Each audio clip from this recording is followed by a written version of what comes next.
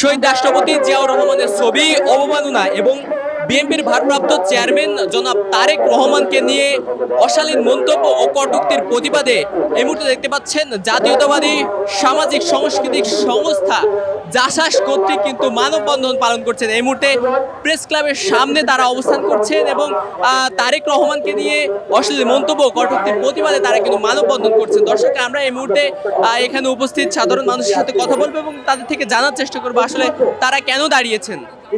আপনারা কেন? আমরা এসেছি আজকে যে আমাদের গত 5 জুলাই যে ছাত্র বৈষম্য আন্দোলন বাংলাদেশ স্বাধীন হয়েছে, সেজন্য আজকে আমরা তার যে মানে বাংলাদেশের স্বাধীনতা পেয়েছে সেই জন্য আমরা আজকে মানববন্ধন করতেছি। ভবিষ্যতে যাতে এই ধরনের হায়না সরকার, অবৈধ সরকার বাংলাদেশ না হয়, যাতে গণতন্ত্র মুক্তি পায় এবং গণতন্ত্র অচিরেই যাতে ভোটের মাধ্যমে গণতান্ত্রিক একটি সরকার এই দেশে আসে এবং গণতান্ত্রিক সরকার এসে এই দেশ যাতে পরিচালিত করে, সেজন্য আমরা এখানে এসেছি। ধন্যবাদ সবাইকে। দর্শক, যেমনটি দেখছেন বিগত কয়েকদিন যাবতী শহীদ রাষ্ট্রপতি জিয়াউর রহমানের ছবি অবমাননা এবং বিএনপির ভারপ্রাপ্ত চেয়ারম্যান তারেক রহমানের বিরুদ্ধে কটূক্তি করার প্রতিবাদে বিএনপির বিভিন্ন অঙ্গ সংগঠন বিভিন্ন ধরনের প্রোগ্রাম এবং সমাবেশ কিন্তু করছেন এবং বিক্ষোভ মিছিল কিন্তু করছেন। তারই ধারাবাহিকতায় আজ দেখতে পাচ্ছেন যে জাতীয় প্রেস ক্লাবের সামনে জাতীয়তাবাদী সামাজিক সাংস্কৃতিক সংস্থা জাসাস তারা কিন্তু মানববন্ধন করছেন এই জাতীয় প্রেস ক্লাবের সামনে। কি চান আপনারা? কি চান? আমাদের ভারপ্রাপ্ত চেয়ারম্যান জনাব তারেক রহমানকে নিয়ে যে অপপ্রচার, যে অকথ্য ভাষায় যে স্লোগান দিচ্ছে, আমরা এর তীব্র নিন্দা ও ঘৃণা জানাই।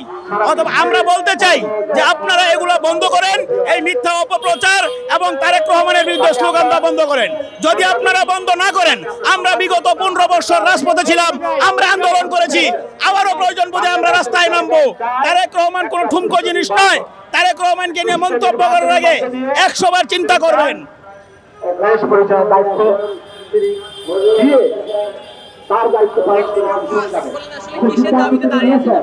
আমরা আসলে দাবিতে দাঁড়িয়েছি। আমাদের দেশ নায়ক তারেক রহমানকে নিয়ে অশোভন মন্তব্য করেছে, কটূক্তি করেছেন জামাত শিবির। আমরা তীব্র প্রতিবাদ জানানোর জন্য আমরা এই মানববন্ধন করেছি। আর আমরা আসলে জামাতের বিপক্ষে একটা কথাই বলতে চাই যে আপনারা রাজনীতি করেন, এটা স্বাধীন বাংলাদেশ। আপনাদের কিন্তু এক হিসেবে যদি আমরা বলতে চাই তাহলে আপনাদের কিন্তু রাজনীতি করার অধিকার এই বাংলাদেশে নাই। কারণ 71 সালে যুদ্ধের সময় আপনারা কিন্তু এই স্বাধীনতার বিরোধিতা করেছেন।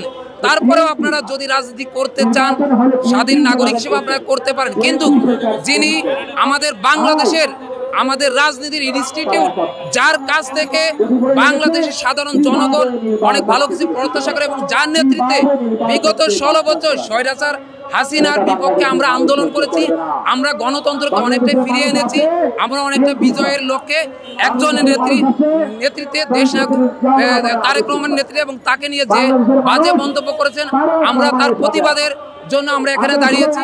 আমরা একটি কথা বলতে চাই যে দেশ নায়ক তারেক রহমান তিনি দেখেন কি সুন্দর একটা রাজনীতি আমাদের দেশে এখন চালু করেছেন। হাসিনা বলেছিল, উবাইদুল কাদের বলেছে, আওয়ামী লীগের দোসররা বলেছিল যে যেদিন এই আওয়ামী লীগ সরকারের পতন হবে বা আওয়ামী লীগ সরকার ক্ষমতায় থাকবে না, সেখানে পথে ঘাটে লাখ লাখ মানুষের লাশ পড়ে যাবে। কিন্তু তারেক রহমানের নেতৃত্বে তার একটি কথায় পুরো বাংলাদেশ কিন্তু 5 আগস্টের পরে একদম শান্ত। আজ পর্যন্ত বিএনপির হাতে কোনো আওয়ামী লীগ বলেন বা সাধারণ জনতা বলেন কেউ কিন্তু কোনো ক্ষতিগ্রস্ত হয়নি। এটা দেশ নায়ক তারেক রহমানের আদর্শিক রাজনীতির কারণে। আর আদর্শিক রাজনীতির কারণেই বাংলার জনগণ আজ কিন্তু বিএনপিকে ক্ষমতায় দেখতে চাই। দেশ নায়ক তারেক রহমানের প্রতীক্ষায় আছেন যে তিনি কবে দেশে আসবেন।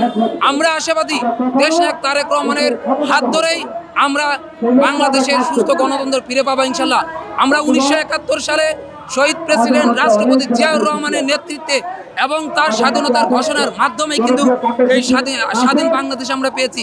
তিনি কিন্তু শুধু স্বাধীনতার ঘোষণা দিয়ে ঘরে বসে থাকেননি, তিনি কিন্তু একজন সেক্টর কমান্ডার ছিলেন, তিনি রাখাল রাজা ছিলেন। তিনি কিন্তু রাষ্ট্র ঘোষণা করেছিলেন এবং স্বাধীনতার মাধ্যমে আমরা ফিরে এই রাষ্ট্র পেয়েছি। এবং আমরা বেগম খালেদা জিয়ার নেতৃত্বে আমরা সুন্দর একটি রাষ্ট্র গঠন করেছিলাম। তারপরে প্রেসিডেন্ট হাসিনা 17 বছর ধরে অত্যাচার করে রাষ্ট্রের যে নিয়ম নীতি এবং প্রশাসন সবকিছু ভেঙে দুর্নীতিতে পরিণত করেছিল এই বাংলাদেশকে। তারপর তারেক রহমানের নেতৃত্বে সুসংগঠিত করে বিএনপি জনগণের প্রত্যাশী নিয়ে এখানে এসে সুন্দর আমরা চাই অবশ্যই জামাত শিবির তারা যেন ক্ষমা চায় বিএনপির কাছে, যে তারা যে অসমান মন্তব্য করেছেন এটার ক্ষমা তাদেরকে চাইতে হবে। যদি তারা এই বাংলাদেশের রাজনীতি করতে চায়, জনগণের পক্ষে চায় এবং দেশকে ভালো চাই, তাদেরকে ক্ষমা চাইতে হবে। আমরা এটাই চাই।